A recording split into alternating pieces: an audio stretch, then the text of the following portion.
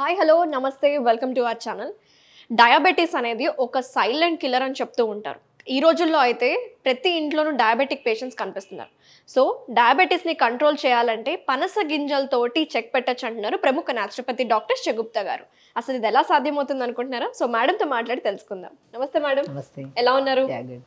So diabetes రోజు రోజుకి పెరిగిపోతుంది. ఒక 100%కి దాదాపు 70 to 80% మాత్రం డయాబెటిక్ పీపులే ఉన్నారు మన ఇండియాలో.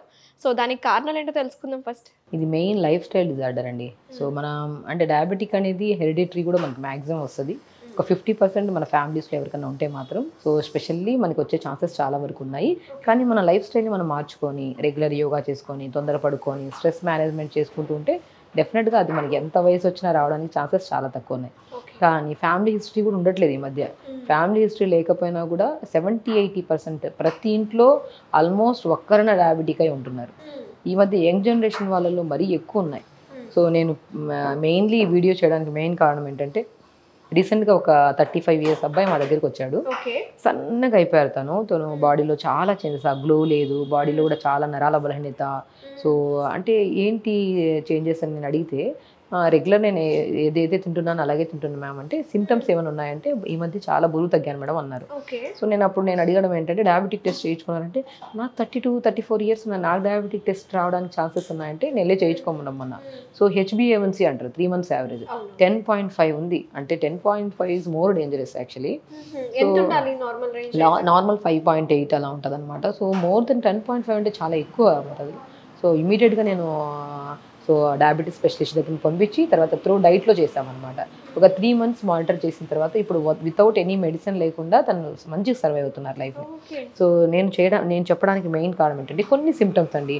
మనం కూర్చుంటున్నా లెగుస్తున్నా ఎక్కువ తిమ్మిరి పట్టడం కానీ, ఎక్కువ దాహం వేయడం కానీ, నిద్రపోయిన తర్వాత ఒక 4-5 సార్లు ఎక్కువ సార్లు యూరిన్కి వెళ్ళడం కానీ, నార్మల్గానే లైఫ్ స్టైల్ నార్మల్గా ఉంటుంది కానీ బరువు తగ్గిపోతుంటారు. ఇలాంటి సిమ్టమ్స్ ఏది మీకున్నా కూడా ఉంటే తగ్గించుకోవచ్చండి, భయపడాల్సిన అవసరం ఏమీ లేదు. బట్ ఉంది అని చెప్పేసి ఇగ్నోర్ చేస్తే మాత్రం చాలా రకాల సమస్యల్ని మనం ఎదుర్కోవాల్సి వస్తుంది. సో ఒకవేళ నా సిమ్టమ్స్ ఏమున్నా కూడా మీరు వెళ్ళి డయాబెటిక్ టెస్ట్ చేయించుకోండి.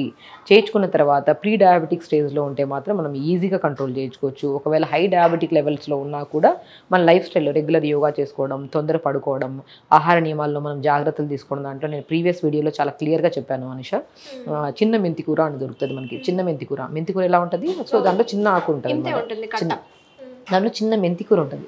మెంతికూరలో పెద్ద మెంతికూర, చిన్న మెంతికూర ఉంటాయి. చిన్న మెంతికూర, కొన్ని మెంతులు, నల్ల జీలకర్ర, ఈ మూడింటిని ఎండబెట్టి పౌడర్ చేసేసుకొని ఆ పౌడర్ని రెగ్యులర్గా మనం మధ్యాహ్నం పూట లంచ్ తర్వాత మజ్జిగలో 1/2 స్పూను, రాత్రి డిన్నర్ తర్వాత 1/2 స్పూన్ మజ్జిగలో కలుపుకొని తాగితే ఎంతటి డయాబెటిక్ లెవెల్స్ అయినా సరే మనం కంట్రోల్ చేసుకోవచ్చు. ఫర్ షూర్ కంట్రోల్ చేసుకోవచ్చు. నేను చెప్తున్నానండి, మళ్ళీ రిపీట్ చేస్తున్నాను.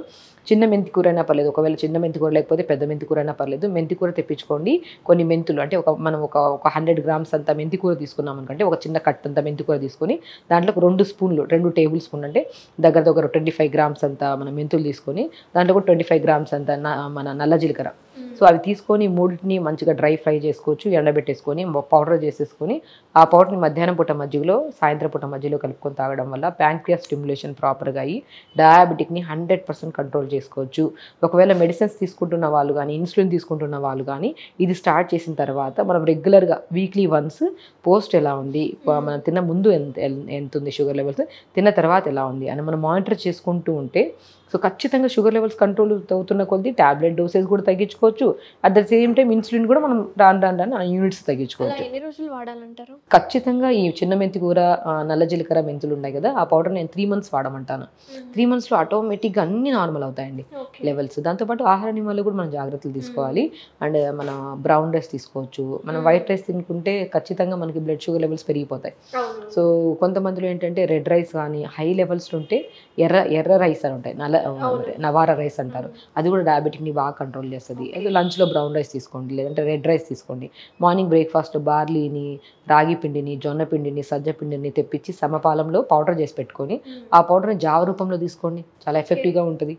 అండ్ ఫ్రూట్స్ రూపంలో మనం చెప్పుకుంటే మాత్రం జాక్ ఫ్రూట్ పనస విత్తులు ఉంటాయి కదా, అవి చాలా ఎఫెక్టివ్గా పనిచేస్తాయి. ఇప్పుడు మనం చేయబోయే రెసిపీ కూడా అదే.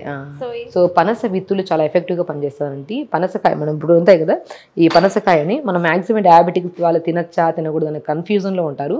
దీన్ని యాంటీ డయాబెటిక్ ఫ్రూట్ అంటారు. చాలా ఎఫెక్టివ్గా పనిచేస్తుంది. రోజుకి ఏదైనా సరే ఎక్కువ తీసుకుంటే ఏ లెవెల్స్ అయినా పెరుగుతాయి. అది ఏదైనా తీసుకున్నా కూడా మనకి ఎంత, రోజుకి రెండు. సో దీంతో ఏంటంటే మనకి డయాబెటిక్ కంట్రోల్ అవ్వడం కాకుండా హార్ట్ హెల్దీగా ఉంటుంది.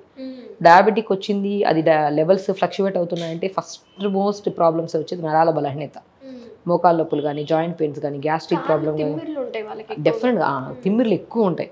ఆ నరాల బలహీనతలో మొట్టమొదటి ప్రాబ్లం మనం గమనించేది మన అరికాలలో మంటలు కానీ నరాల బలహీనతను కూడా తగ్గించే గుణాన్ని కలిగి ఉన్నాయి. అండ్ డయాబెటిక్ లెవెల్స్ బాగా పెరిగిపోయాయి అనుకోండి, కంటి సమస్య వస్తుంది. ఆ కంటి సమస్యని కూడా తగ్గించే గుణాన్ని, రెటినోపతి. సో ఆ రెటినోపతి ప్రాబ్లమ్ని కూడా తగ్గించే గుణాన్ని కలిగి ఉన్నాయి. ఎందుకంటే ఇందులో ఎందుకు ఇంత ప్రాముఖ్యత ఉంది ఈ పనస విత్తుల్లో అంటే మాత్రం దీంట్లో ఉన్న విటమిన్ ఏ కానీ, బి విటమిన్ కానీ, ఐరన్ కానీ, పొటాషియం కానీ, మెగ్నీషియం కానీ, దీంట్లో ఉన్న ప్రతి ఖనిజాలు అన్నీ చాలా ఎఫెక్టివ్గా పనిచేస్తాయి. అండ్ క్రానిక్ కాన్స్టిపేషన్, డయాబెటిక్ వాళ్ళలో 70% కేసెస్లో చూస్తే వాళ్ళకి మోషన్ అనేది రెగ్యులర్గా అవ్వదు. చాలా కేసెస్లో ప్రాపర్గా ఉంటుంది, కానీ కొన్ని కేసెస్లో మాత్రం మోషన్ సారీగా అవ్వదు. వాళ్ళలో పైల్స్ హిస్టరీ కానీ, క్రానిక్ కాన్స్టిపేషన్ ప్రాబ్లమ్స్ కూడా ఉంటాయి.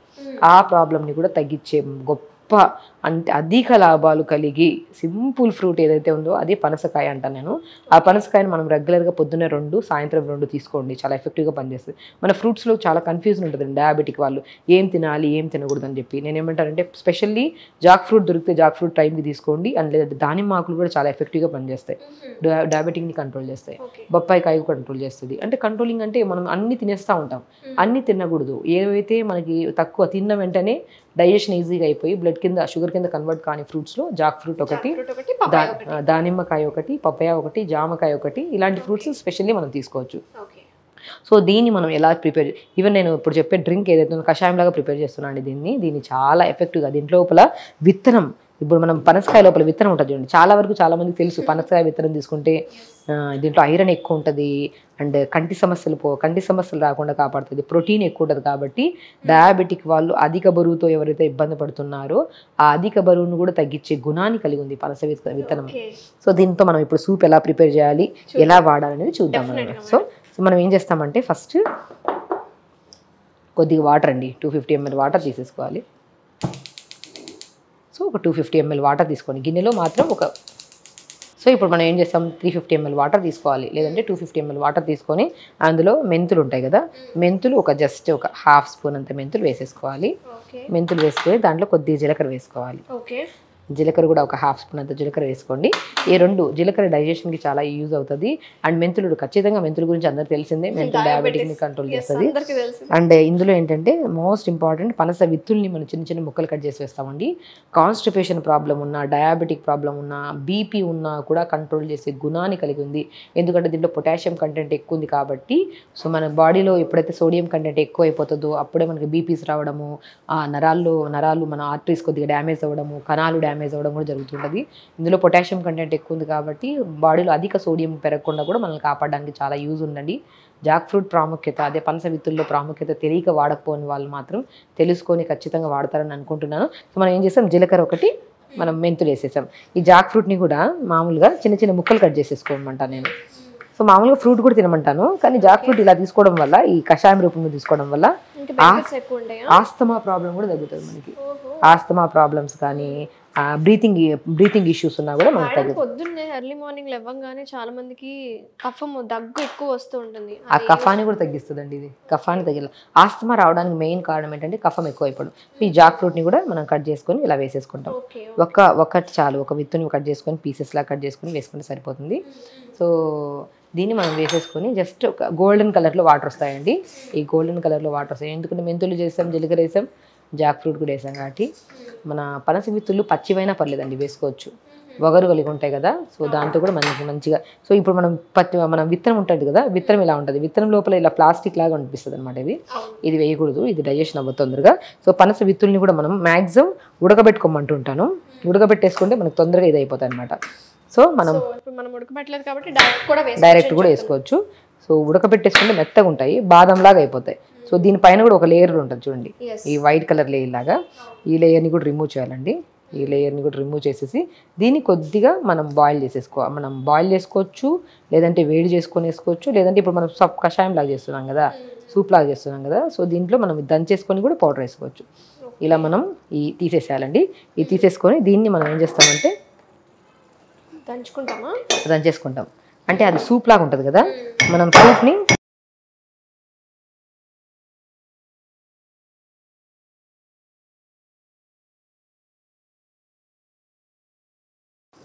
థిక్నెస్ వస్తుంది ఇది వేసుకోవడం వల్ల. మనం ఇలా దంచేసిన పనస విత్తుని వేసేస్తాం అనమాట. మంచిగా మరిగించుకొని చాలా చూడ్డానికి మీకు జాక్ ఫ్రూట్ నేను చాలా కేసెస్లో డయాబెటిక్ కేసెస్లో కానీ కాన్స్టిపేషన్ ప్రాబ్లం కానీ అధిక బరువు ఉన్నా కూడా మార్నింగ్ లేచిన వెంటనే మంచిగా సూప్ తీసేసుకోమంటుంటారు. ఇలా కావాలంటే మీరు ఇంకా ఒక 2 విత్తనాలండి. క్రానిక్ గ్యాస్ట్రిక్ ప్రాబ్లము, గ్యాసెస్ బాగా రిలీజ్ అయ్యే వాళ్ళు మాత్రం విత్తనాలు వేసుకోకండి. విత్తనాలు మోర్ దెన్ 2 కంటే ఎక్కువ తీసుకుంటే మాత్రం కొద్ది గ్యాస్ రిలీజ్ ఉంటుంది. సో మ్యాక్సిమం అదొకటేనండి, అంతకుమించి ప్రతి ఒక్కరు తీసుకోవచ్చు. జాక్ ఫ్రూట్ అనేది చాలా వరకు కొన్ని రూమర్స్ ఉంటాయి ఎక్కువ తీసుకుంటే వాతం అవుతుందేమో అని చెప్పి. సో న్యాచురల్ ఫ్రూట్ ఎలాంటి వాతం ఉండదు. By chance chronic gases release అవుతుంటాయి కదా, అలాంటి వాళ్ళు విత్తనాలు నచ్చి 4-5 ఇప్పుడు 1-2 తీసుకుంటే ఇబ్బంది ఏం లేదండి. వేడి చేసిన వెంటనే టేస్టీగా ఉంటాయి కదా, బాదం లాగా ఉంటాయి. నచ్చిందని చెప్పి 10-15 తినేస్తూ ఉంటారు. దానివల్ల ఖచ్చితంగా అదే కాదు, ఏది తీసుకున్నా కూడా గ్యాస్ ఎక్కువ రిలీజ్ అయ్యి లిమిట్గా 1-2 తీసుకుంటే సరిపోతుంది. సో ఆ విత్తనాలని మంచిగా పౌడర్ చేసేసుకొని ఆ పౌడర్ని కూడా మనం ఇలా సూప్ లాగా ప్రిపేర్ చేసుకోవచ్చు. ఇలా మంచిగా ఇప్పుడు ఉంటాయి కదా, ఇవి మంచిగా టేస్టీగా ఉంటాయి. మంచిగా నమిలి తినేసామనుకోండి చాలా బాగుంటుంది అనమాట. కానీ డయాబెటిక్ అయితే మాత్రం చాలా.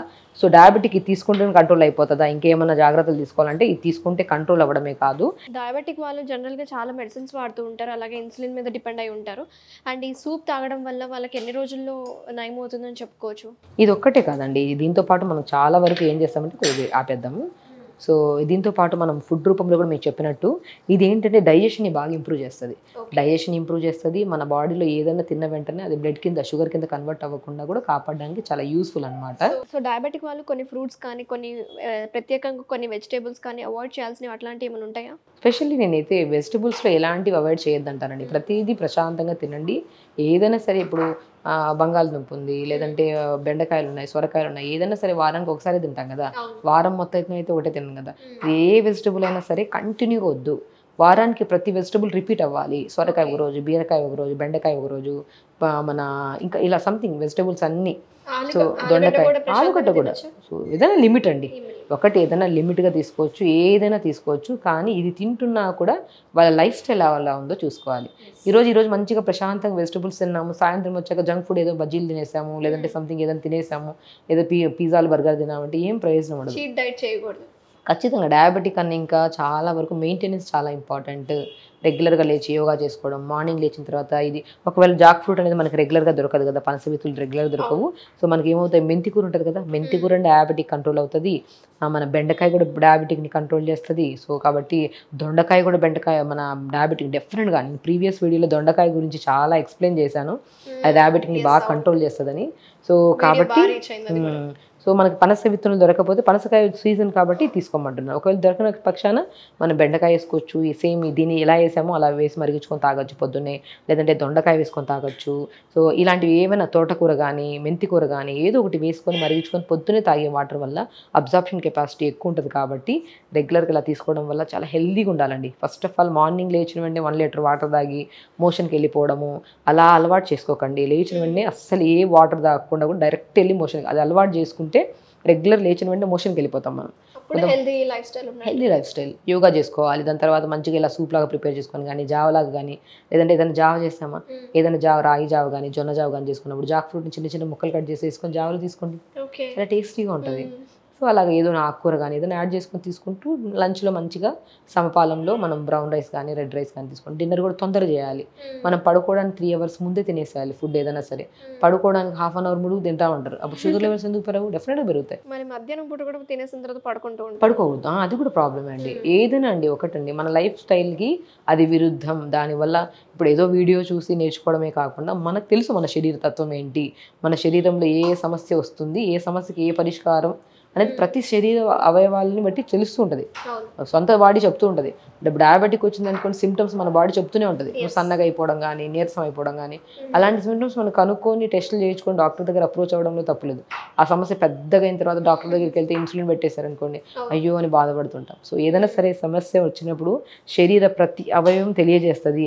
ఆ తెలియజేసిన తర్వాత మనం నెగ్లెక్ట్ చేసి మనం దాన్ని పెద్ద సమస్య వచ్చేలాగా చేసుకోకుండా చిన్నగా సమస్య ఉన్నప్పుడే తెలుసుకొని దాన్ని డాక్టర్గా అప్రోచ్ అయ్యి ఏదైనా టెస్టులు అవసరం ఉన్న టెస్టులు మాత్రమే చేయించుకొని, అనవసరంగా అన్నీ చేయించకుండా అవసరమైన టెస్టులు చేయించుకొని డాక్టర్ దగ్గరికి వెళ్తే డెఫినెట్గా చెప్తారు.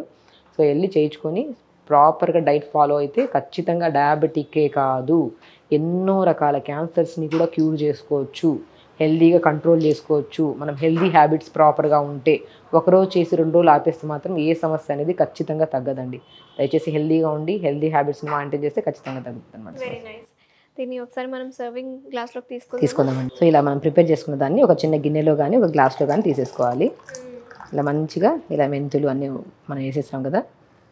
Very nice madam. జనరల్గా డయాబెటీస్ అంటే ఓన్లీ మెంతులు లేకపోతే కాకరకాయ రసం, కాకరకాయ కషాయం అనుకుంటారు, కానీ సో మన సీజనల్ ఫ్రూట్ పనసకాయతోటి కూడా డయాబెటిక్ కంట్రోల్ చేస్తుంది. ఇది యాంటీ డయాబెటిక్ ఫ్రూట్గా ఉంటుందని ఈరోజు మా వ్యూవర్స్కి అండ్ నాకు కూడా వివరించినందుకు thank you so much madam. నమస్తే. నమస్తే అండి.